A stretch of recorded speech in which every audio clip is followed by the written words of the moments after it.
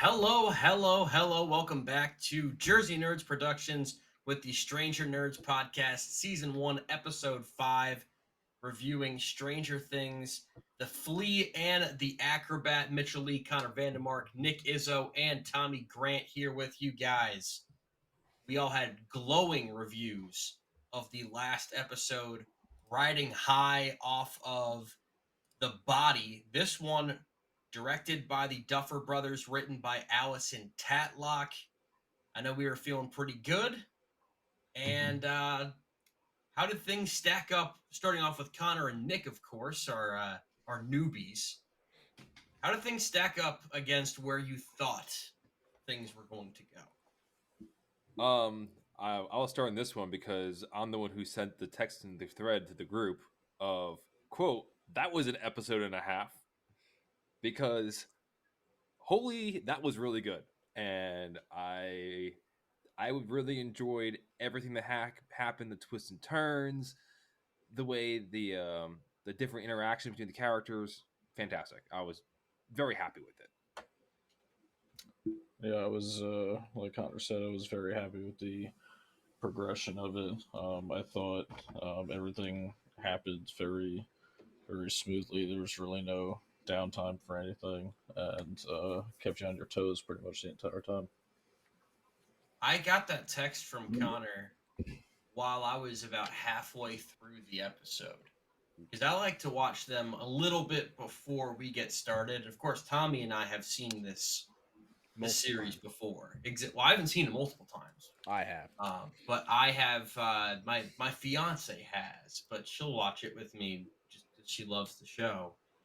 But this is my first time rewatching anything, so my memory of certain things, particularly the first season, is very foggy.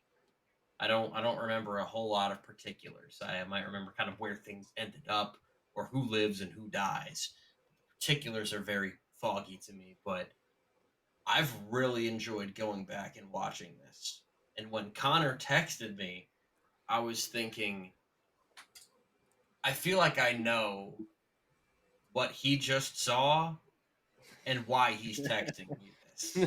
and where he is versus So where I am obnoxious. right now. And it brought back some memories of just sitting in my room around this time, 2017, because I started watching the first season right before the second season was about to come out, and falling in love with the show. So I'm glad that that is something that you guys are getting to experience. And honestly, it's one of those perfect fall shows. It's got that nice level of spookiness to it. It kind of sets the mood. It's not too dark, not too scary, but it's not really They've tried to comical make either. it more of a summer show. I know the third and fourth seasons. I think the third one worked for. I mean, and I won't get into any particulars, of course, but that was more the 4th of July weekend that Yeah. they released it, and it worked for that. But last year they released the fourth season in they released it in two parts, and they released the first part in late May, and I didn't really It didn't care fit for the that. vibe.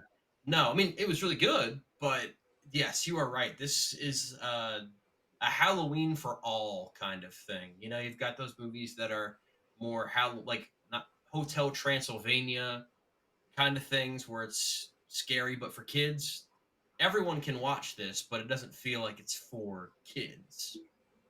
And it makes me happy to see when Connor and Nick actually get excited about the show because I'm like, all right, we actually picked a good show worth watching. So I Yes, got you're that. not It's like, just yes. you're not just dragging them along like, yeah, I'm watching this because I Because like have to. some Let me shows, give it's a this bit one a of a 5.2.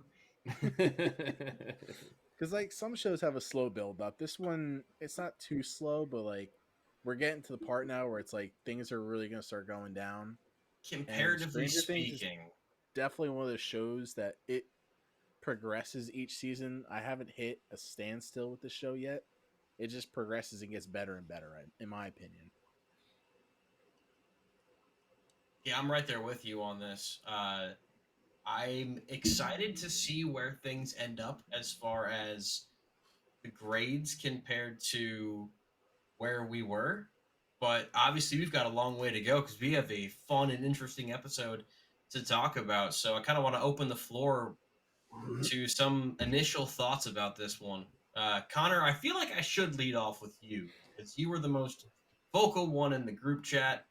And so, therefore, I want to hear what you have to say the most. Not that I don't care about everyone else's opinion, of course, but I definitely want to know.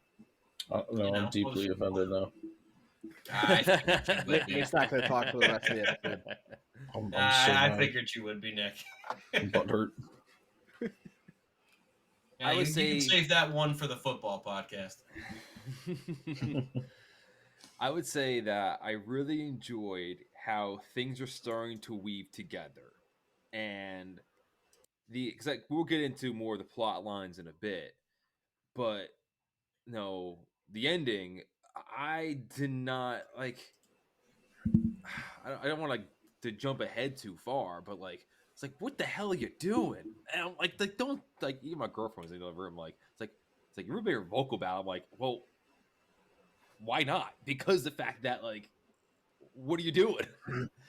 But like overall, like the suspense with Hopper's plot line, and like how things kind of went from like the dramatic that scene that with him going into the lab and like him snooping around and the different things you saw in the lab, to like I thought like they were like as my prediction from last episode, I thought we'd get caught in the lab and has to break out from somewhere, but like nope, no, nothing happened.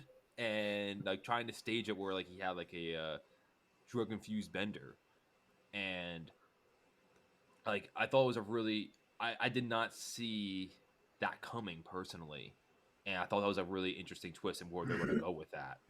But I thought overall though I thought it was like I was get to our ratings later. I thought it was the best episode so far. Yeah, I have to agree. I think it was definitely the best episode so far, in my opinion as well.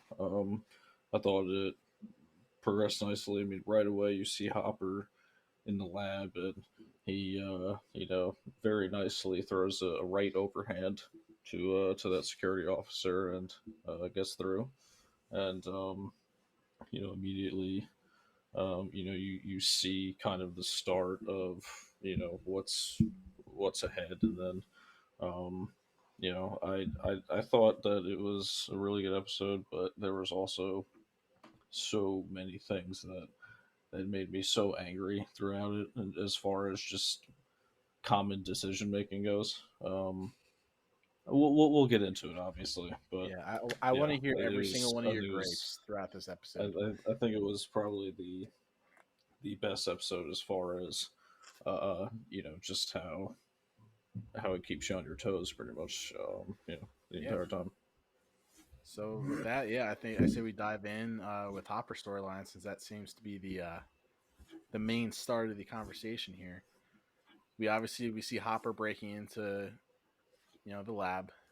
He knows exactly where to go now because he had that nice, beautiful guided tour a few episodes ago, and we That's see right. him go right for that room that was originally taped up, and he goes in, gets confronted by the guards, knocks one out smoothly, and takes the badge from the other. Hopper's not fucking around. It was great.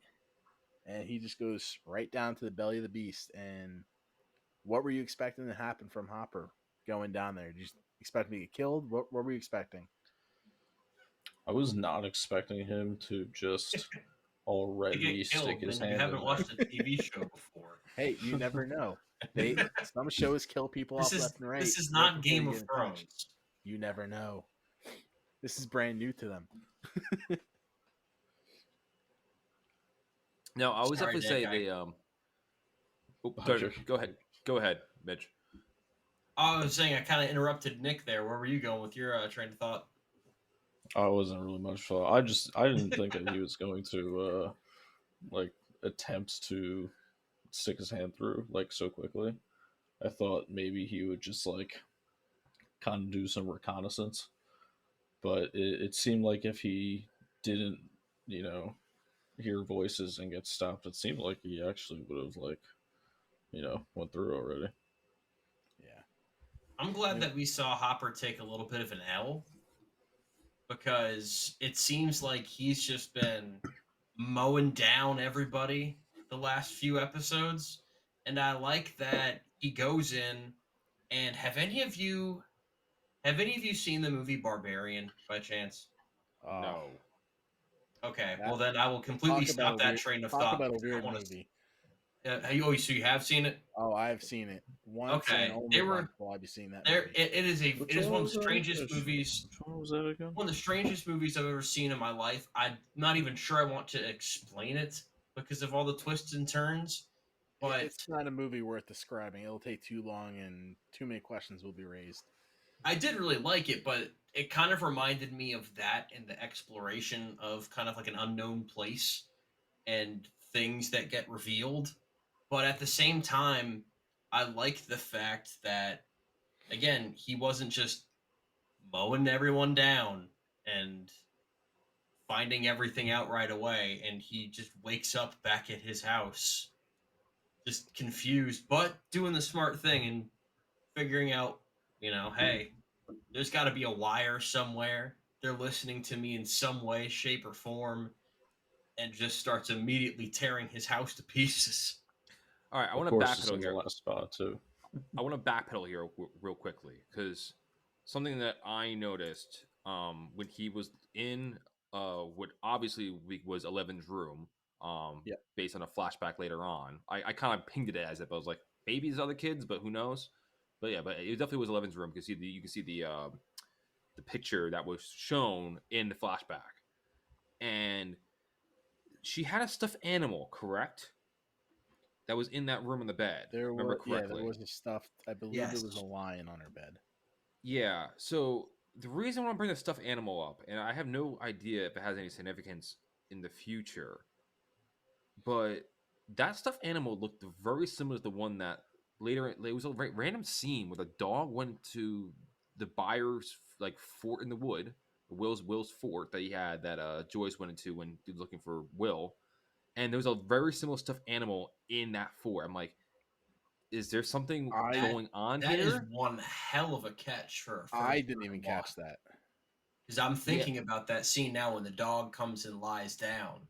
because And like, I'm cause, thinking this is just kind of to get an emotional rise out of like, the dog is sad. But now that I'm I thinking always about thought it it, was something there's that the got to be dog was more of a sent to reason. Will. There's got to be more of a reason for that scene. and that's the thing. I was like, because I pegged the animal, like the stuffed animal. I was like, huh, like no, because no, the way that so far we've seen the interactions between Eleven and her quote unquote father, Dr. Brenner, is like it's more of like oh very very cold, which it has been, but at least she had something like the cuddle, like she had some sort of comfort in an animal or something. And then when they had the scene come up with the dog, I'm like, huh, that's interesting. The dog going to the fort. Like another thing is just like, whose dog is that? Is that Will's dog? Like I don't remember him having a dog at all. That's Yes, another thing I didn't even think about. they do I have a never dog saw who them caring for a dog. they do have a dog that very rarely appears in the show because in the very first episode when Hopper and them come to the house to investigate, the dog The was dog was barking there. out back, and that's That's what drew right. them to That's the right. shed. But That's yeah, right. it's very rarely seen, so you don't really think that they have a dog. Because I was like, what's this dog going to the fort? And then it goes down and like he lays next to that stuffed animal. I'm like, that's weird.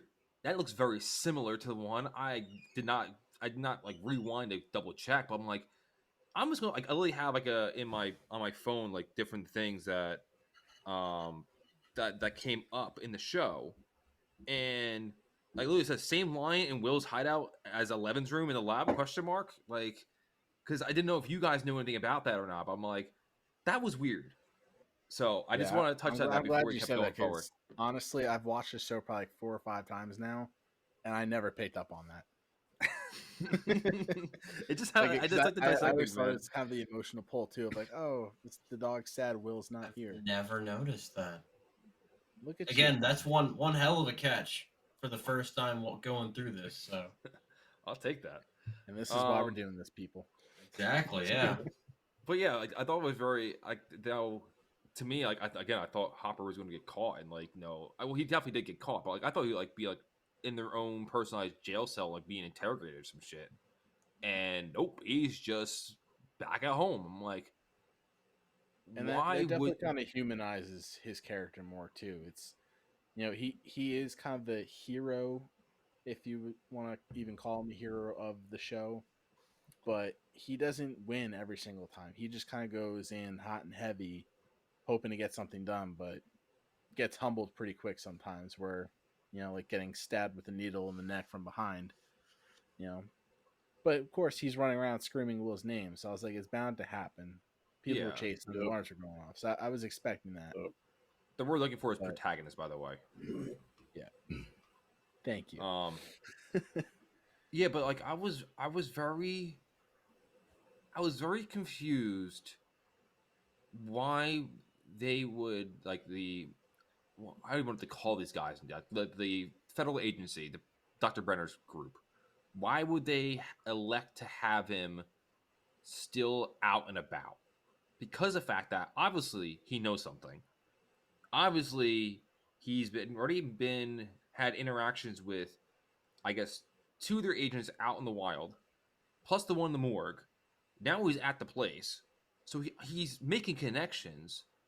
Like, I think they were trying to play the card of, we know you're an important person in the town, so we can't take you off the board yet. But everybody in the town doesn't fully respect you as much as you would like them to.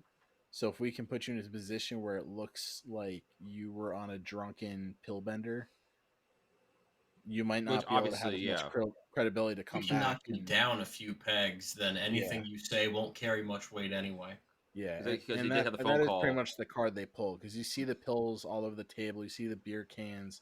He looks like shit when he wakes up. So, and even the deputies find him after running around like a crazed lunatic with his gun outside.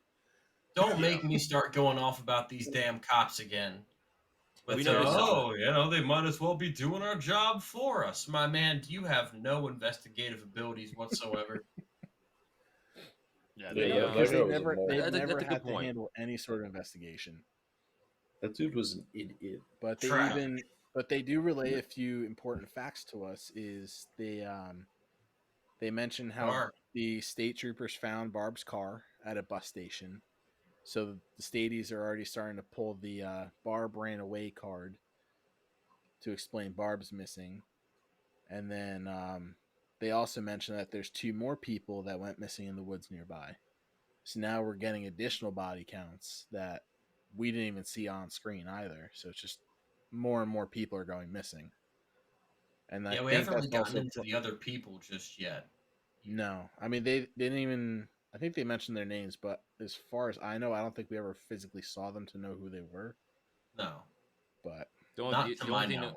the only thing we know is that because he mentions Mirkwood, and when he brought up, like when they said where they were last seen, and like he's already making connections. I'm like, Yep. yeah, like there's this is definitely I because he was so also happy he stuck with the Lord of the Rings reference. because also I straight up thought that that's what he was talking because Hopper did touch the shit too, like that weird. He did touch like the gooey thing, like the fleshy wall opening thing of the what's called Yes, the he gate did. for now. And I was like, so he knows something's weird going on. So it's definitely a very intriguing. Oh yeah, then he called his ex-wife with the whole Yeah, drinking thing, let's which get that let's was get into that was a that good call on that. emotional chestnut, because I fell for Hopper in that scene. I mean, just he was definitely calling his wife kind of in I don't know if it was just an emotional move where he just needed someone to talk to that wasn't in Hawkins and might understand where he's trying to come from. And she instantly asks, like, "Oh, are you drunk?" Like, even she doesn't respect him as a person, which was hard to hear. They've And got the parallels going on between Hopper and Joyce, yes, because Hopper's got that situation, whereas Joyce has Lonnie. It's Lonnie, right? There's Lonnie. Yeah. Yeah, Lonnie coming around, and Lonnie's just trying to tell her how Will's dead. You're being crazy. Which, from his perspective, I would totally understand why he was thinking that. but then it kind of gets revealed that he's only around for any money that could come for the situation, or at least it's heavily implied that that's Yeah. why he's there. And it's not shocking when that comes around, but you definitely But feel because this is someone with an opportunity to help the situation, which is something that neither Jonathan or Joyce really have much of, and it yeah. is doing exactly the opposite. Yep. I But want to say the other thing too is before sorry to cut you off, Tommy, but no, you're fine. with Diane, with he said like, oh, she mentions like, are you drinking again? Where like it's like that same thing. Like he's been doing it. This is not the first time he's called her, and like and when he hangs up when he hears the baby cry. No, Yeah, it's like, because oh, he it's the reminder that, like, oh, she has another family now. She's moved on. yeah, and that's kind of the part that really hurt me watching Hopper because he's definitely someone who hasn't moved on. He's still living in the past, trying to run from everything that he lost. And then to hear that his wife, finally moved on, has her own kid, living the life he wished he could have, and now he's stuck here, basically being attacked by the government. And he's like, you know what, fuck this. Let's go fuck some shit up. Rips out the phone when his ex-wife's trying to call back, and he goes on a mission. All right, And I think that's the Hopper we know and love. I was I think surprised he had a phone to begin with because he broke everything in his house. that is So when true. he was making that call, I was like, all right, did he go down to Joyce's Right. like Good point. department store and get a phone? Because he broke every single thing in his house. But hey, at least that store's doing good business because of all the phones being broken. That store is selling the most phones out of any small town, any big town in Indiana. Yeah, they're doing very well for themselves. Yeah, I think So it's a yeah, good so time I to mean, jump over to the Joy storyline because we'll get to later when they coincide with each other. yes, definitely. Yeah, Joyce Um, didn't have much going on this episode. Really, just a lot of Crying, just crying and killing. being talked down to by Lonnie, who definitely is playing for his own interest in this game, as Mitchell mentioned. He's Bonnie's a here. punk ass bitch. I'm just gonna That's call it for That one way what to it is say it. is. could not have said any better. We all know Alani, and you just don't want to be the Lonnie in whoever's life. Don't be like Lonnie. Yeah, I just love how he just comes in and tries to be a parent to Jonathan, telling him like, "Oh, don't get your mother all riled up," and he's telling him to take posters down in his room. Like you That's can't just inappropriate. yeah. And get the hell out of here. also, is that some other reference that poster Evil Dead? I'm assuming it's an old movie, Yeah. or is that You banned? suppose that's an old Yes. Oh jeez. my gosh. Dude, again, I'm not really. That Oh. that's It's a again, it's classic 80s horror franchise. And the new That one was pretty good too. I will say it's not it's one of those that just hasn't died off yet. It's got plenty of sequels. Yeah. You've got Ash vs Evil Dead, Evil Dead I haven't seen Rises. that There's one. a whole bunch in between. I've probably heard of But it before, but You've got some homework to do. Unless you don't like gore, it's a very I'm, gore heavy franchise. I'm yeah, fine with that gore. I have no issue with gore. And you'll be all right. I've it's seen the saws and almost stuff, so I had no issue with it's that. almost borderline Saw level gore. But Okay, it's almost, I don't want to say like, not like foreshadowing or anything like that, but just kind of like a wink and a nod because, that whole talk about, like, not demons. Help me out, Tommy. I'm trying to figure out how it's connected to Stranger Things. Things I'm rising up from under the ground type of vibe. I supernatural. I'm not 100% sure on the reference they were making. It might have just been just a little horror reference just to throw in Wink and a there. nod. Yeah, maybe just Yeah, the 80s, but I feel like there's I mean, some sort of connection. there probably is. I'll do a little research later and see if I can find something. But All right, I just saw it was like them like Lonnie pointing it out. I'm like me not familiar with '80s or even like horror movie culture that much. Like I know some things, but like not too much in tune with them. Like, huh? Oh, that's interesting that like they pointed that straight out. So Yeah. Yeah, I'll have to look into that. But yeah, so shortly after that, we see Joyce kind of digging through Lonnie's stuff, finds that ad for the lawyer, and realizes that Lonnie's there just to basically try and get money off of a lawsuit for a wrongful death on, I think it was the Sattler company that Yeah, owns the quarry. he made a comment about that too before she found it. I was like, oh, Yeah. don't you think they should have a fence up there or something? And like, um, and like kind of to like egg her on a bit, where um, they're trying to get her in the line of thinking that he's thinking to make his argument easier. Yep. So yeah, so we see Joyce pretty much stand up for herself, tell him that I really don't need you around anymore. Get the fuck out. And she has it out and stands up for herself. And I was very proud of Joyce in that moment. She stood up for herself, kicked Lonnie out of the house. Lonnie was pissed off, but he knew there was no winning that fight because even Jonathan was basically now believing Joyce. So his little statement of "you're being crazy" kind of has backfired a little bit too, because Joyce had that little glimmer in her eye when Jonathan came in and was like, "Yeah, you're right. Like, Will's not dead."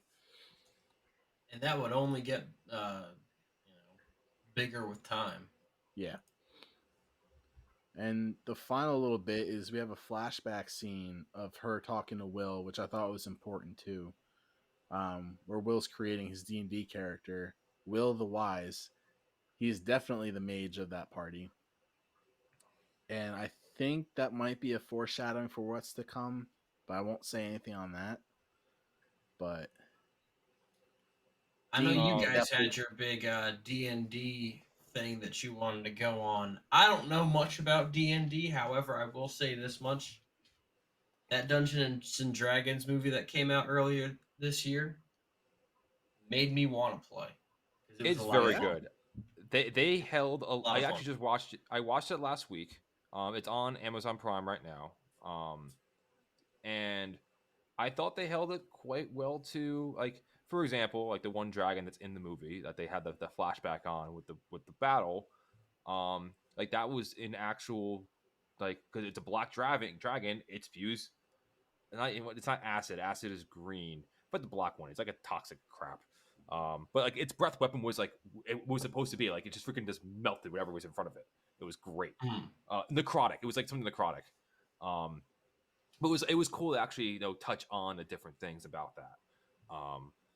But yeah, it was definitely yeah, I'm definitely intrigued by, because I do really enjoy the homages to D&D and how they're using it as a way to be a way to help the storytelling, to give a, like, no, for example, the Upside Down, like they're using the D&D map, I guess you could say, to as a reference point, and they're using those reference points for multiple things so far. And obviously with the I guess you guys are alluding to later with him being a mage, like it definitely is a. I'm interested how they're going to keep moving on. I probably should have took note what they were in the first episode. When they were I never playing. took note of that either, but Mike was definitely the dungeon master. He was taking charge of everything. He's a DM. Which is definitely you in this situation, Connor, because during COVID you were the dungeon master I was a to DM. our little D&D campaign. You got me into D&D for a very short time.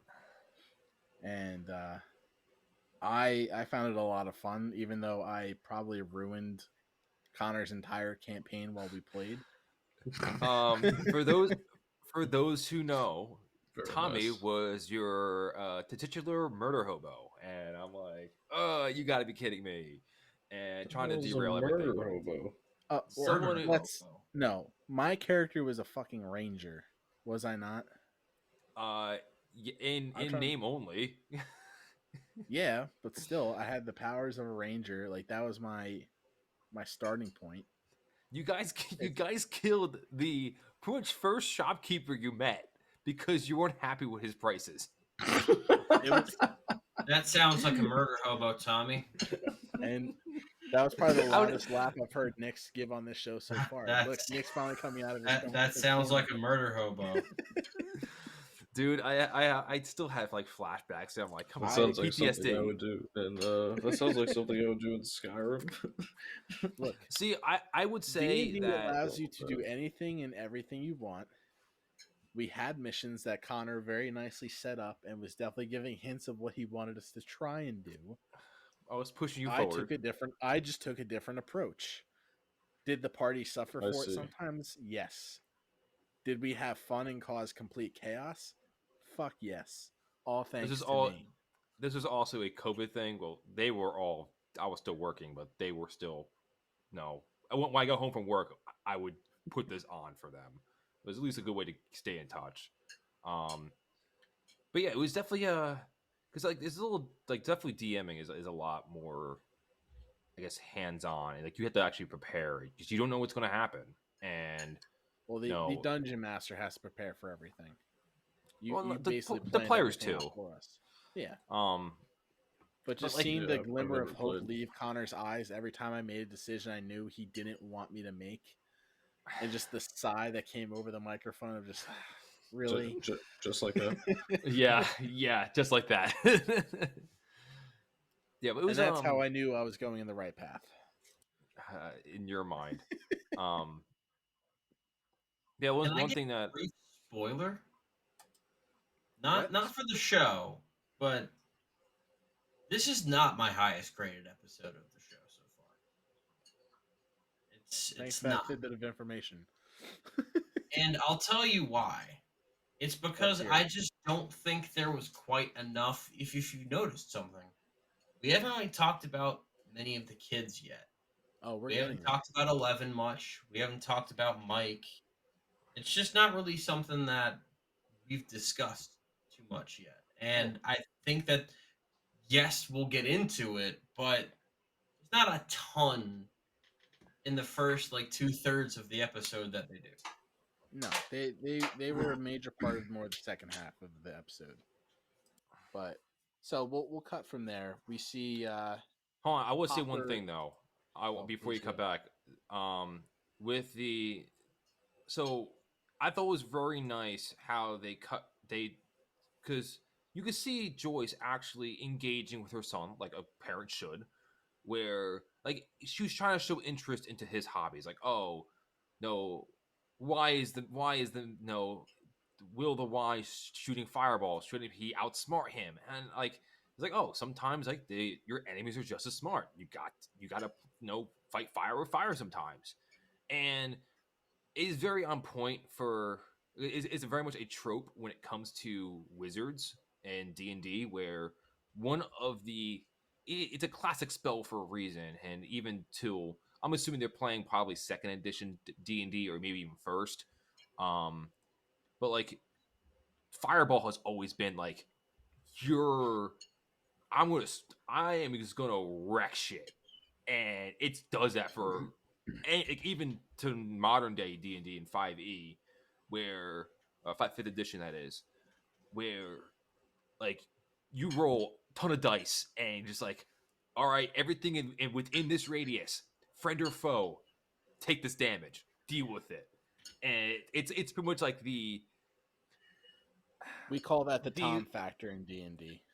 the Just low cause level complete nuke, chaos. pretty much a low level nuke, and it's pretty much what it is. And I thought it was very fitting. It was like, oh, of course he's throwing fireballs, but like, but you can see, but you can see how well Will like his mind of thinking though, like how he really is thinking strategically and understands how when it comes to people no there's a certain situation or a certain method for each situation depending what you are. He's already thinking that far ahead at whatever age this flashback is. I'm assuming it's not too far from the kids ages now, but like if he already has his mind of thinking, I'm kind of curious. It doesn't surprise me that he's still alive. If he is still alive, because you see George still freaking out about it. um where he's probably trying to outthink, and he himself's devising ways to get out where he's from. Yeah. So the final scene we see with Joyce and Hopper is Hopper comes to Joyce's house, bangs on the door. Joyce thinks it's Lonnie, opens up, sees Hopper holding the sign. I don't remember what it actually said. I think it just said Don't say say anything. anything. Yeah, just Yeah. don't say anything. And the poor bastard has to go through this entire house filled with lights. And I just went, why don't you just rip all the lights out and throw them outside? But he individually unscrewed every fucking Christmas light on that ceiling. I felt so bad for him. I was like, this guy is so stressed out. He took the time to meticulously take apart every damn light. And as we saw a few episodes ago, she bought boxes and boxes and boxes of lights. So finally, after all that was done, he basically tells Joyce that, hey, I believe you. Will's still alive. The body was fake. And we just see that, like, just that hope come back into Joyce's face of, like, finally, someone fucking believes me. She got that little glimmer from Jonathan, but to actually hear it from Hopper say Will's body was a fake, we now see the Joyce Hopper alliance form. And I was very excited. Connor and Nick, what'd you think of that little alliance starting to form? The weight was lifted off her shoulders. Yes. Like it's like a That's breath of fresh exactly air. what I said as soon as it happened. Yeah. He was tired of shit too. Yeah. And I agree with you, Tommy, that he definitely did not have to screw through every individual, bulb. Was this one of those find the moments that wire. made you mad? Yes, absolutely. Absolutely. Because you, a man of reason, I know you would have done that. You would have taken all the lights and fuck this and throw them out the window. Yeah, because okay, so given the time that they're in, like, what could he have possibly, I guess, done with the wire once he got it? I think he would have probably most likely just destroyed it anyway. So why not just I agree. take all the lights and then just throw them out, and then you're done. I'm glad we share the same mindset well, on this. Because if you remove the wire anyway, and then they listen in, and then they just don't hear anything, then that's kind of an indicator already. So I don't know. I didn't understand that. I can kind of get it because the fact that okay, so far everybody's been thinking Joyce is the crazy one. All right, Hopper, as seeing and also thinking she's a freaking wackadoo, then goes over to the lab, sees all the shit he's been seeing, and the wild crap that he saw with what they're hiding in the, I guess, basement. I'm assuming what is in the lab.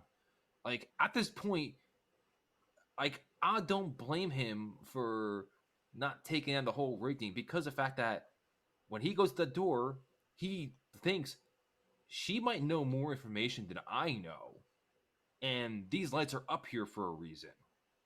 Obviously, he has it like um obviously she has the things painted on the wall, like to communicate with. Like he doesn't know what that means, but like Joyce has some method to her madness, and I get for him respecting that.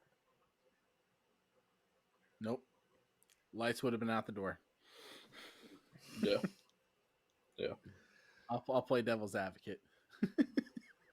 Yep. I would not have the patience, no matter how paranoid I was. If I walked in and saw that many lights, I'd be like, nope, it's going to take too long. Smarter. I have important things to say. Because you got to also think, he's got on his mind, hey, Will's not dead. I need to tell Joyce this, but I got to take out every fucking Christmas light bulb first before I tell her this. Nah, we're going to go into like the forest or something. That's what we're going to do. So that kind of concludes that little storyline. And then we switch over to the party. And like Mitchell was saying, they didn't really have much of a role in this episode in the beginning, but they definitely have an important one in the second half. Because we see them discussing in the beginning what Will was saying the night before. And that's where we kind of get more of the D&D references, where 11 mumbles upside down. They kind of look at her like, what'd you say? And Mike's kind of remembering when she flipped over the D&D board and was like, this is where Will is, and they kind of get this idea of like, oh, Will must be in the Upside Down. Gee, no shit. And we flash forward a little bit forward into the Will's funeral, which I thought was kind of funny because the last episode at the little memorial service, they were getting pissed off at people being lighthearted at Will's little memorial service, but here they are making fun of all these people crying at Will's funeral because it's like, oh, Will's not dead. Oh, Will's gonna laugh his ass off when he sees that this girl was crying at his funeral, and they're just sitting there being all immature, and all the parents are like, what are you guys doing? Like, how could you guys be laughing? So I just thought it was kind of a little funny little 180 that they pulled with how they're reacting to stuff about Will. Yeah, slight role reversal from when Piss Pants Boy was laughing at the school. Yeah. I don't remember his name. He's PPB for life. We don't quite care about that. But yeah, and I really like the scene where Dustin's talking about the Veil of Shadows and the Upside Down, because he starts explaining it, how it's a dark reflection. Oh, for those of us not actually here seeing, Connor's holding up his wonderful little D&D book. Oh, Yes, The true Jersey nerd that he is. So I had the 5th edition books. I got into playing, like actually playing, probably around like 5-6 years ago. I've been following for ages though. Like Critical Role was the one that really got me into it in high school. So the Veil of Shadows is now known as Shadowfall or Shadowfell, I guess you could say, and it literally is a. So there's 2 types of planes that mirror the regular world that you usually play in, and you have the Feywild, which is pretty much all the weird, like pretty much if you're on like an acid trip in a way, like it's kind of that, but like in real world, I guess you can say. Like, no, you have fairies. It's like the Prince of World of Fairies, like where they play tricks on you and riddles, and things aren't always as they seem. And then the other side of it is the Shadowfell, which is more the undead and like for example, like there is a tower called Castle Ravenloft, and the very first vampire, Count Strahd von Zarovich, is residing there. So it's very much like necrotic. It is. It's probably more German than everything else because Von is more of a German surname.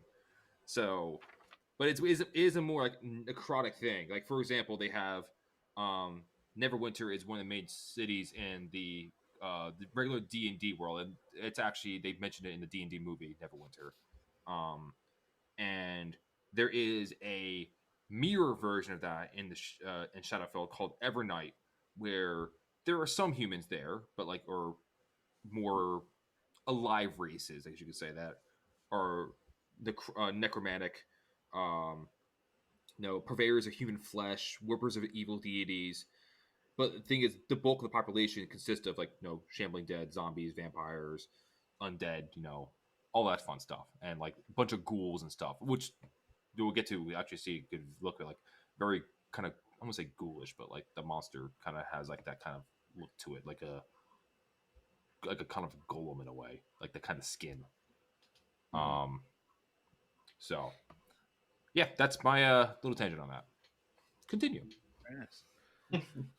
So, like I was saying, I really like that scene where Dustin was describing it, because you get that little kind of flashing back and forth with him and Hopper, where Dustin's describing the Veil of Shadows, and you see Hopper walking closer and closer to the gate of the Upside Down. I really like that scene.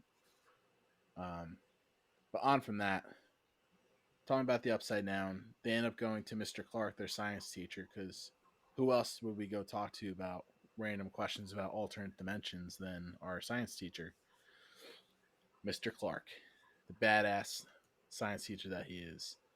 I feel like he really is a badass at home, and he's like that cool guy you just meet on the streets who just has random shit.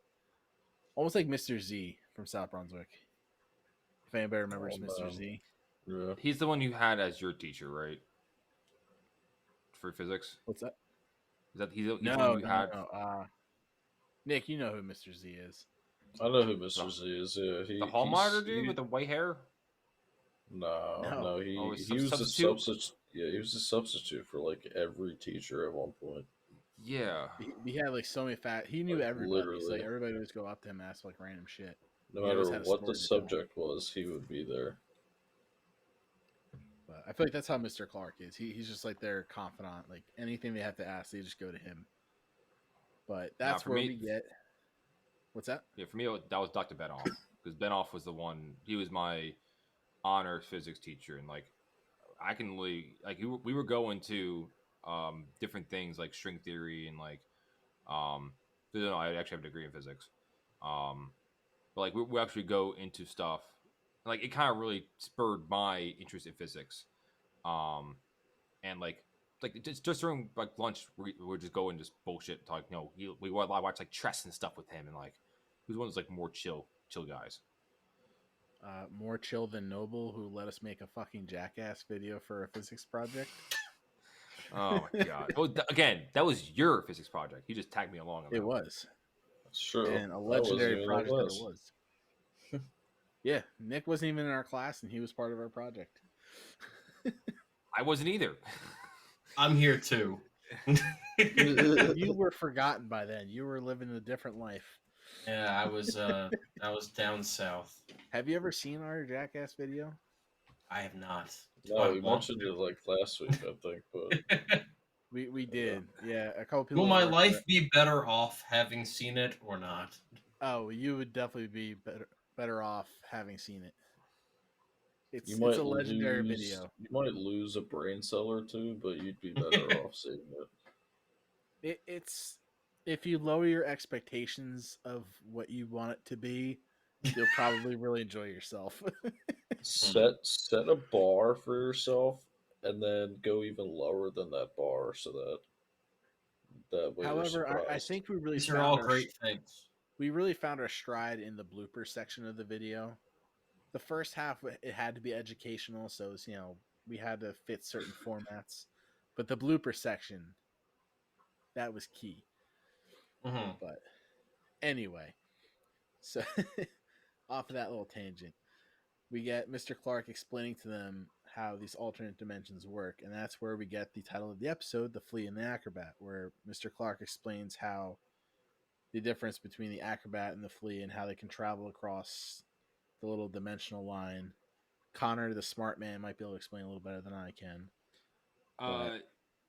No, I thought it was a very, very good explanation for that. Like to me, the using the flea to be able, again, like a regular person can walk along a rope, fine, but the flea can walk up, the top of it, the side of it, below it, um, and does it with relative ease.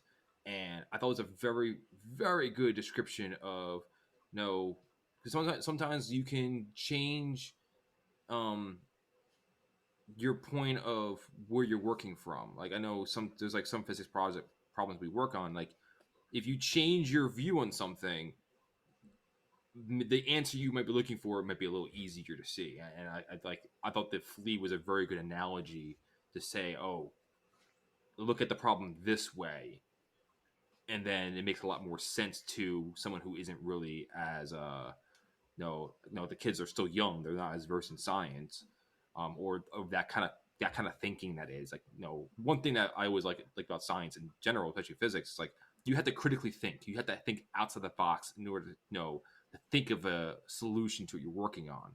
And I think that this teacher has been a very good, like, obviously they're very close with him, and they've been working the AV club with him, and he's definitely he's definitely a proponent of pushing it. And you also know he also plays D&D because he knows exactly what they're talking about with the Veil of Shadows. Hell yeah. He picks up on it. I was like, oh yeah, I know what you're talking about. Which I thought was a nice little tidbit there. And I thought it was a great role model for those kids who are more on the outcast of the school, within the school that is, and someone that they can aspire to, honestly. Like, we're gonna look up to when it comes to like these kind of things. Yeah, but then he also sets them kind of on the path of danger because he tells them exactly how to, what to look for. Because to make a gate into this upside down, you need an amount of extreme energy that is not possible to have, and it would alter the magnetic fields and everything. And Dustin kind of has that brain spark afterwards of, hey, our compasses aren't working right, and they kind of come up with this theory of like, oh, if we follow wherever this big magnetic field is, we'll find the gate. So if Mr. Clark didn't tell them this, they might have been safe and never walked right into danger. But here we go. We have the gang following their compasses because, what's a good kid back in the 80s without having a compass? Because do you have a compass, Mitchell? On my phone. Because like nowadays, I don't know if that would work. No, Yeah, I don't know. well, No. GPS. The phone one uses GPS in order to So like, orientate so like itself. nowadays with modern technology, would that have affected it? Do you think? Probably not because GPS works on using a 4-point coordinate system. So your Well, X, Y, and Z, and also time. So you communicate from um the too much of GPS tells you your location or and time, how far you're away from the satellite, and by doing so, it can triangulate where you are. And because of that, it doesn't really use like for a compass. It uses the Earth magnetism to work on that. The phone does not do that whatsoever. well, I guess it's a good thing this takes place back in the 80s when they didn't have good technology. So if it happened nowadays, we never would have found that gate. That's why I think a lot of movies and shows are set in the 80s, It's that 70s, that it's type of that thing. It's perfect time frame. yeah, It's so it's that you can't just just solve modern all your enough. problems with a cell phone. Yeah, it's just modern enough that you can throw cars and phones into play, but not advanced enough where you can have people just like, oh, if I just Google it, we'll find the answer. Yep. Good And I on don't mind nostalgia. that necessarily. Yeah. So we have our gang pulling a straight up homage to what was the name of the movie? The train track movie. Stand Yes, by Me. Stand by That's it. Me. Stand by Thank me. you. All time great. So of course we have that perfect correlation there of them walking along the train tracks, and Lucas is instantly calling out 11 for being quieter than normal, which I thought was an odd thing to say, seeing as how little she fucking talks. But Was it? Lucas, It was it. Hold on. It was I not mean, quieter it's than a good normal. point. It was weirder than normal. Because I think that because you're right, definitely right that she doesn't talk, but like she definitely was like fidgeting back by Mike. yeah, Like so, like I don't blame him. He's always been but the what's skeptical one. yeah, he's very confrontational. He's very quick to just get in her face and call her out on whatever he thinks is on his mind of that she's doing. Which in this case he was right because she kept telling Mike of like, oh, like we probably shouldn't go here. We should turn back. And turns out she was fucking with the compasses the whole time and leading them into the complete wrong direction. And then which we get Lucas calling her out on this, calling her the monster and saying, "Well, maybe you're the monster." Lucas has just been waiting to just go off on Oh, 11 for a absolutely. Since few episode Yeah. episodes 1. now. He's had Yeah. that in the bag for a while. Yeah. He It's like, just I don't even he's have got to a lot of think about it. he's got a lot of, pent up anger against her cuz he just doesn't trust her, which I can understand, but it's just he always gets right in her face and just yells at her, yells at her, yells at her. And Mike, of course, has to stand up for her. And then they get into a little fight. And then we see Elle unleash her full fury on Lucas and send him flying across. And man, I felt bad for him, but he deserved it. Did he though? Not really, but it was, he he was calling her mean things. He was being a little bit of a bully there. Wasn't fully justified. Well, It we're didn't justify also being it didn't justify being flown across the yard and getting knocked out, but I think a little bit of a It's pushback true. from 11 was deserved. well. The other thing too is she also, I don't know if in her mind we're seeing this flashback, because that's when the flashback comes up where It's she, kind of I guess, interluded into the scene. yeah, so like where she she first, I guess, met the monster or went to the upside down when she was looking at or going to overhear, I guess, some Russian operative. Keep in mind, this is Cold War era.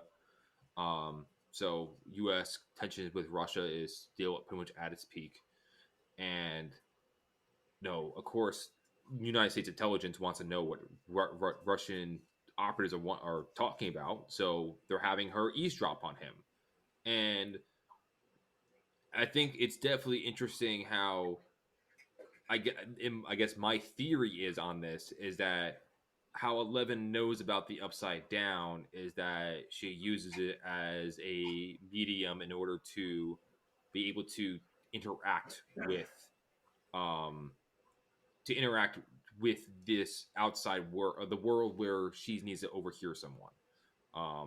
She used it as a means to a way, And but not knowing that it could be possibly. I'm assuming. Um, this is a. I guess this could be a prediction. I want to throw it out here now. okay. Um, so when Hopper was in that room with the weird crap that the gateway would say, Hmm. there was a tank in there, I think, and I think that's what was Eleven's tank that she used. And I think that I think she might have opened the gateway not knowing what she was dealing with in the first place, and then how this all came about could be the how this all came about is the aftermath of maybe her going too deep. Because remember the Dr. Brenner told 11, "Hey, this is the furthest one yet." So in order to get into that weird subzone, I guess you could say, of the upside down, her having to interact with the upside down for so long triggered these events, and that's my current theory right now of what's happening. Um, I like that. Um, Definitely worth noting that the deprivation tanks that she was in seem to amplify her powers and her ability to actually do what they wanted her to do. yeah, Because we see in the last episode where she was just sitting at the table, she was able to use the devices to basically channel his voice through the intercom system. But here in the deprivation tanks, she was able to actually go physically see him, and that will definitely play a little bit into future events in the show. But I will say nothing more on that. yeah. And for those who don't know, like, what he means by deprivation tank is that it's a tank that is specially designed to kind of cut off your senses of things. So like people use it for meditation and stuff, where you would submerge yourself in water. What's that one movie with the weirdos with the balls and like they predict like different events happening? Mitchell, you know it's one or no? Minority Report. Thank you. I knew you would pull that one. Oh, that was It's a good movie. great movie. I have no idea what So you're talking about. so That's one what of it Tom happened? Cruise's best. Yes. So how it works is like it's a situation where you actually got to really get inside your own mind, because the fact that there's no senses, you can't see anything, you really can't feel anything, and from people's experiences, it's really weird and like an out of body situation, and kind of makes sense in this case because she's literally out of body listening to some guy across the world. And speaking of movie references, this was actually supposed to be referencing a 1980 American science fiction body horror film called Altered States, which the plot of the movie basically revolves around the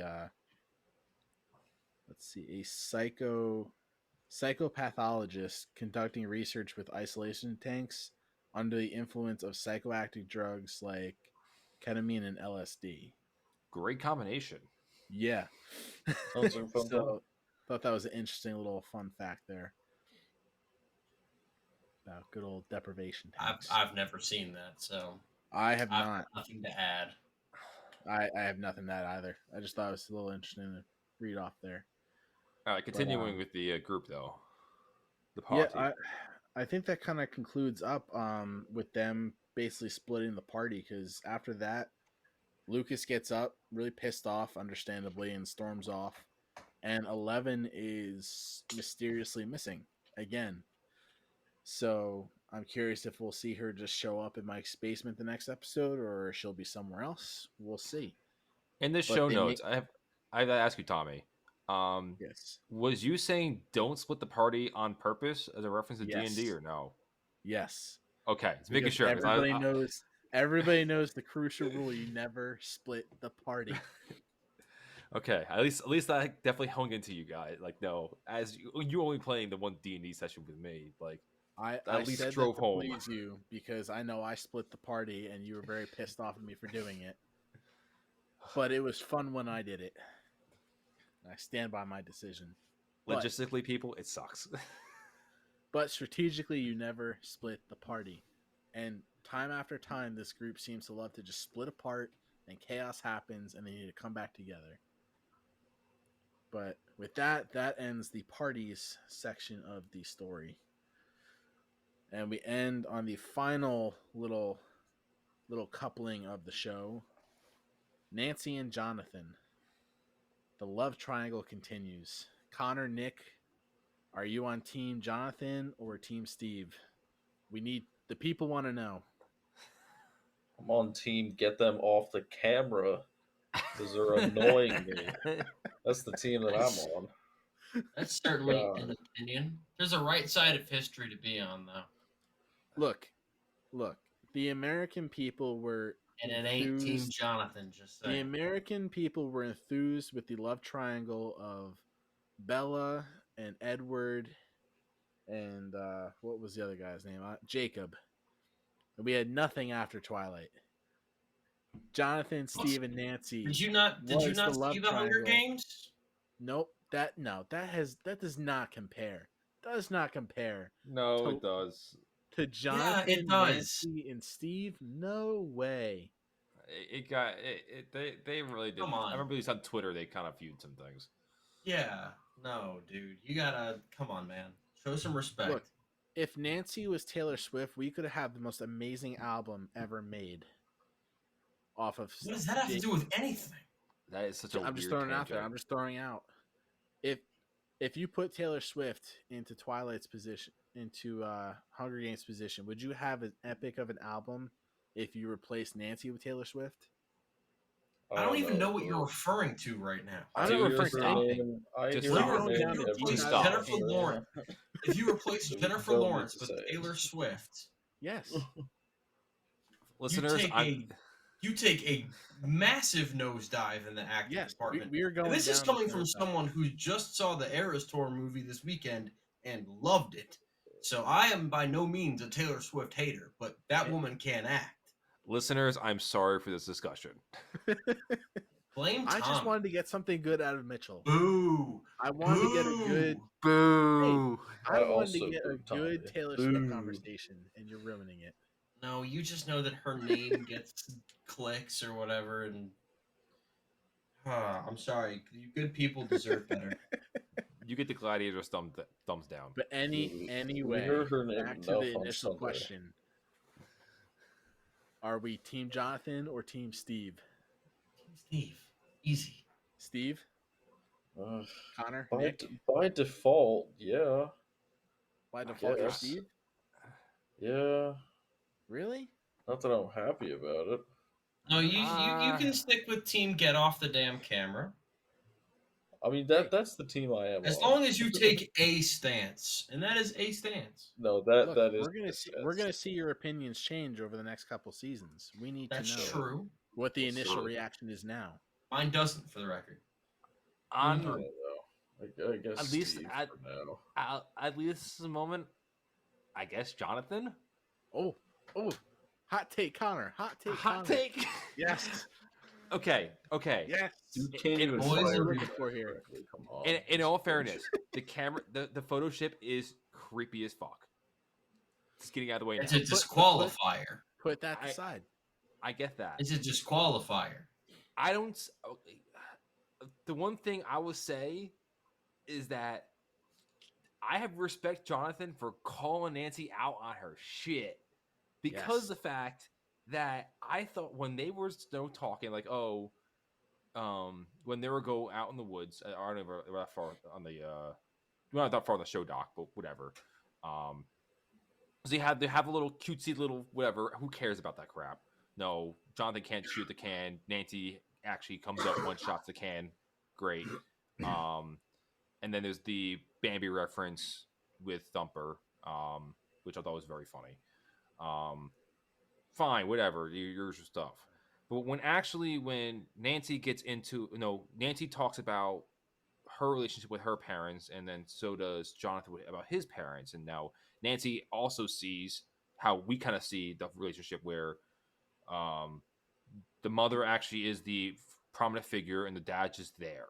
And Nancy goes into it talking about um, the mother married young while the dad had money, status. I won't say status, but like a solidified, structured living in a way where she's guaranteed, the wife that is the mother, she's guaranteed a household and a good life for whoever family she would have. But it's not much of a family at all. And Jonathan talked about his dysfunctional family. But when they actually are looking out to go find this monster, no, like no, you can see Nancy trying to justify Steve, and no, she of course cares for him. No, as all teenagers do, like they're full bag of emotions, and no, she gets into it, it's like, oh, Steve's not a bad guy, you gotta give him a chance, whatever. No, obviously she's trying to, in my mind, she's trying to justify herself for dating him. And then again, like, who knows? Jonathan, you can tell he definitely has those antisocial tendencies. Where he mentioned before, he sees life through the camera because you can try to see the true versions of what he's seeing. He's trying to capture that. And she's mad at Jonathan. It's like, oh, you don't see the guy that I see. And he goes back at her and is like the person I'm seeing now isn't the person that at least he grew up with. Like, because I'm assuming their family's kind of like, at least with the brothers, they're kind of close. They at least know each other growing up. It's a small town. And So I think Nancy gets a little butthurt by that comment because he's basically relaying exactly what Barb was telling her in that first episode. that's a good point too. You don't fit in with this crowd, and she's kind of getting upset of, you remind me of Barb. Barb's why we're out here right now, and she definitely was a little upset that Jonathan called her out. And I think he went even the next step though, and made the connection of, oh, you're going to marry some jock, and you're going to be just like your mother, and you're going to be in the same situation your mother's in,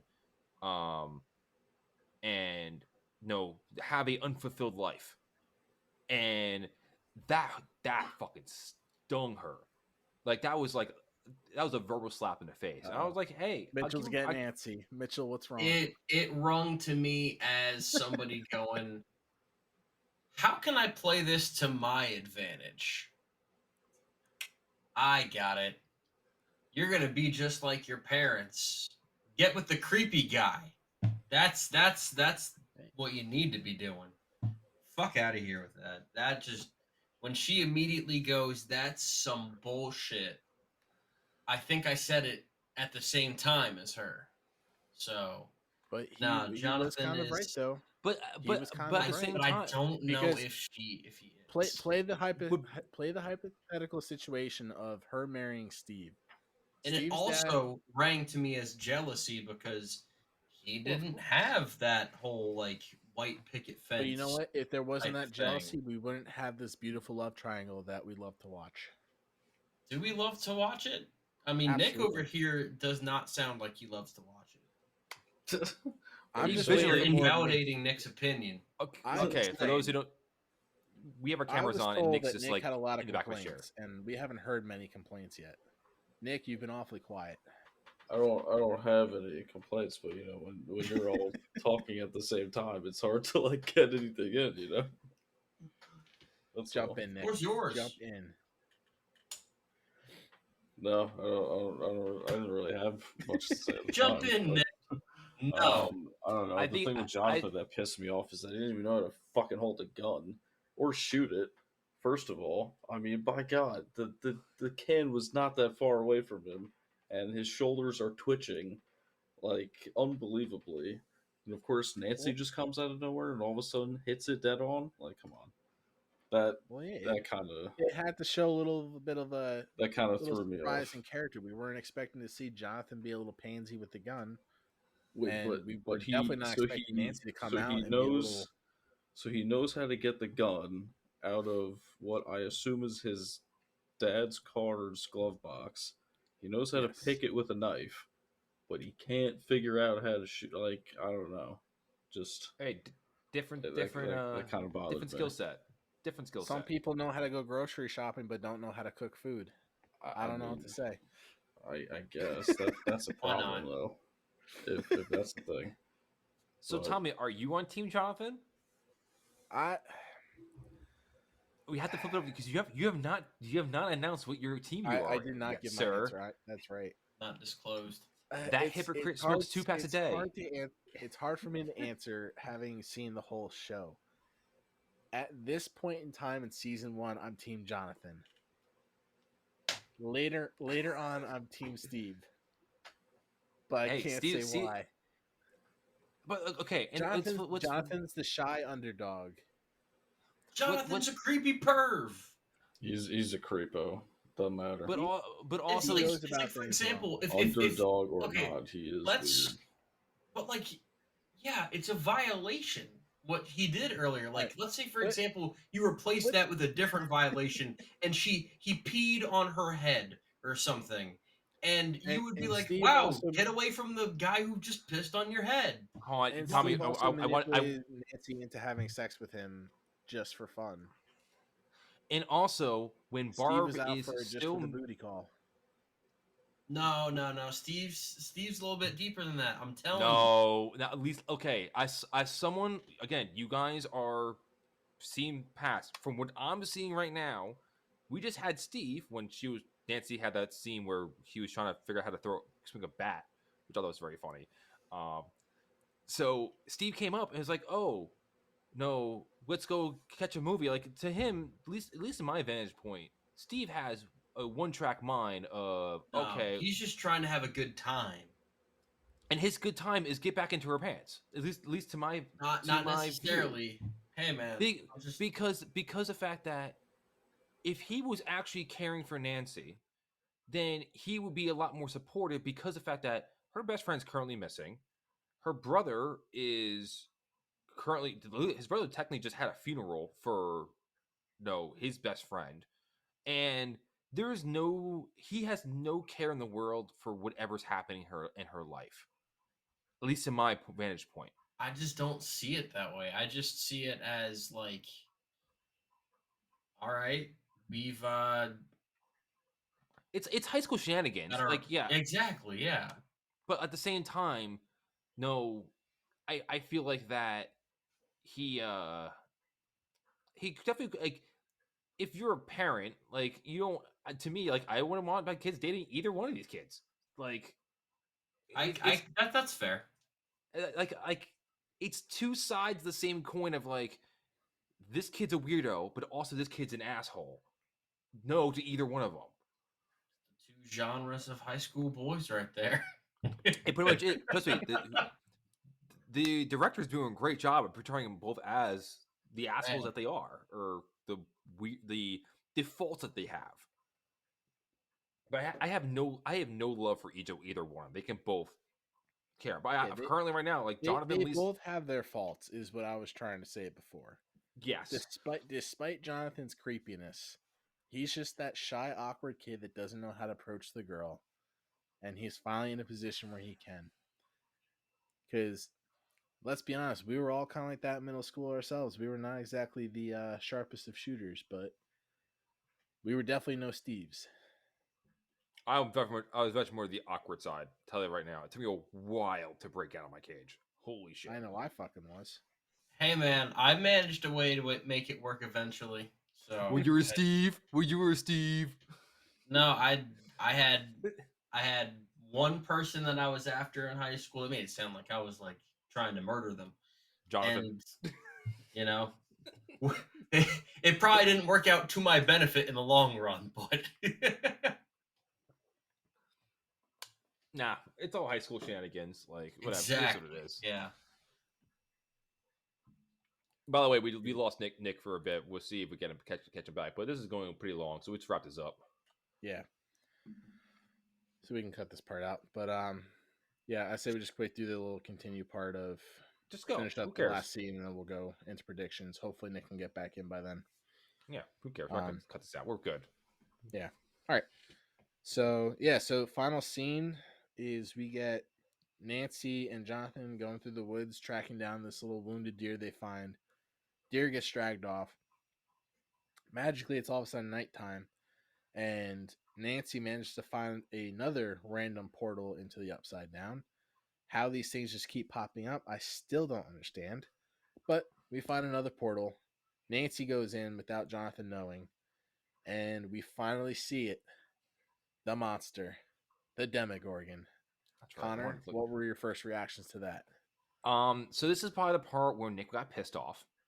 At least to me, because I thought I was pissed off. Like, Nancy, what the hell are you doing? I was like, no, don't do that. Don't do that. What are you doing? Stop it. Stop it. Like, even like the way, like, it looks fleshy and the, like, it's weird. Like, is like, why would someone go in there? And she does. I'm like, stupid girl. It's because Nancy's got some balls. She was ready to go in. She didn't have the gun. She didn't even take the bat with her. How dumb could you be? Like, if you're going to a bear's den, you take something with you. She took nothing. That is very true. Yeah, I kind of was screaming. And then, of course, you had that scene with her backing up, and you hear the crunch. Like, it's that cliche moment every time of just that little crack. I was waiting for a twig to snap, but that didn't happen. But yeah, we just get the full display of the monster for a quick second. She screams. Jonathan hears it. And this scene made me scream because Jonathan literally runs right next to the tree that she went through. Should have seen some sort of opening, but doesn't. It just keeps running along, screaming Nancy's name. And that is the end of episode 5. Nancy is now trapped in the Upside Down. We have another lost soul. Do we think she's going to die? I don't think so. Connor? So I will give my predictions about now. Everybody. My 2 is either I think Nancy finds Will. Okay. Because obviously that they obviously I think it looks like Will has his head and his shoulders, where at least they're portraying him that way, like how the directors are. And maybe he's already found Barb. I don't know. But he's at least been aware, and he's figured enough things out that like he's able to start communicating with his mom. He's at least finding ways to get by the monster. He hasn't found a way out yet, but like he's starting to at least trying to piece it together. And like, of course, if Nancy's there, I'm assuming she's not going to die either, because obviously, from you guys talking, like she's going to survive. Yeah. But like, I think we're going to have a lot more Upside Down. Another thing too is I forgot to mention this earlier, is when Hopper was in the basement, even that looks like it's kind of bordering through the Upside Down already, where you're having those little like flecks of, I won't say dust, like I would say particles that are floating in the air. It looked just like the Upside Down did, where Nancy was. He was in that room where the wench was in that last episode. Yeah, but it was not like that before. No, it's So- already starting so- to spread. So yeah, so it's kind of like taking over that area, and like that whole thing's starting to become a gateway. Yep. I guess you could say. Yeah, and then if after this, I'm assuming Jonathan teams up the boys because I bet he's fucking freaking out. Okay. Because why wouldn't he? And the one person that actually believed him is now gone, or unless he gets Hopper. That's either one or the other. So, we'll see what team he joins up, but we'll find out if he does even joins a team up. But I think he joins up one of them. So yeah, I like that prediction a lot. So I All think we go right Spreadsheet. into episode predictions. Oh yeah. Episode ratings. Yes. I'm giving it 9.1. I was very, very happy with it. I always enjoyed it. Oh wow. Again, I thought it was better than last week's episode. It keeps getting better to me. Like, Nice. I like. It came to a point where I'm like, at the end of that, I'm like, it was such a good cliffhanger too. I'm like, fuck. Yep. I want to see the next one, and I really like how it's going. The little tidbits and like the sneaky stuff. Like I like the science behind it, how they portray things. It was a very great pacing episode. Smart how they were doing things and like actually talking about how like the world building is really flushing out, and they're doing such a good job of doing it too. I really appreciate that. Yeah. Nick gave it 8.7. He just text that into us. Perfect. Tommy. I'm gonna give it a solid 9. Also highest for you as well. I'm not gonna throw any decimals into this just to drive Mitchell crazy. It's gonna be a solid 9. That doesn't drive me crazy. Dude, again, we've been over the last week. A 9 is a 9.0 for you. I know. Yeah. But overall, yeah, it definitely was the best episode so far. The cliffhanger is always the big thing for me. I love a good show with that can throw cliffhangers in there and really fuck with you. We had the privilege of at least being able to go right into the next episode. We're kind of torturing you and Nick by having to wait a few days before you can watch the next episode. I'm enjoying the torture, honestly. It makes me look forward to it. Yeah. But by the way, I'm Mitchell, as far as that goes as well. Mitchell gave a flat 9 last week, so you ain't doing shit. So get off my ass. That will not happen this week though. This week, and shocker, I'm gonna be the lowest one on this episode, but not by much. As this week it's going to be an 8.67. That's still your second highest rating. Exactly. No, I still really like this episode. It just wasn't at the highs of last week's for me personally, because I think it was more spread out. And maybe that means more to me than it does to you guys. I don't know. Maybe I just liked from episode 1 to episode last the most. I don't know, but this was still a solid week, and it's not taking away from any excitement for me whatsoever. I'm really looking forward to seeing how they wrap things up, because if I'm not mistaken, this is a 8-episode season, right? Yep, we are officially We're coming into the second to half. the end of the first season. We're only 3 more left to go. So we have an average of 8.8675, or for those who don't care, 8.87 rounded, which is pretty good. It's done. It's pretty much been going up for the exception for episode 2. It's been going up pretty steadily, and fair enough to me. Like as someone who does like real science and nerd shit, I thought this would hit every single note that I wanted. So I am very pleased. Tommy? What's up? It's been a long one today, boys. Did you give your rate? Yeah, you gave it an even 9. Yeah. Sorry. Give it that flat. Yeah, that's right. What does that come out to? 8.87. Is that the highest so far? Yes. By 0.2 or 0.02. Okay, sorry. so it was 0.12. No, 0.12. Sorry. Last week's 8.65. Either way, it's very close. Yeah, it's moving up. All right. Well, that'll wrap things up for season 1, episode 5. Next up, of course, to all of our listeners out there who can count. It's season 1, episode 6. This one called The Monster. So I think that'll pick up right where we left off with this one and not keep you waiting too long to see kind of where things go for Connor Vandermark and Tommy Grant, as well as Nick Izzo, who, I guess the internet dropped out on him or something while we were He recording. clearly got attacked by the monster. Clearly. He's lost to the upside down. We'll see if we can find him before next week. I'm Mitchell Lee. Thanks for listening to the Stranger Nerds, and we'll be back next week.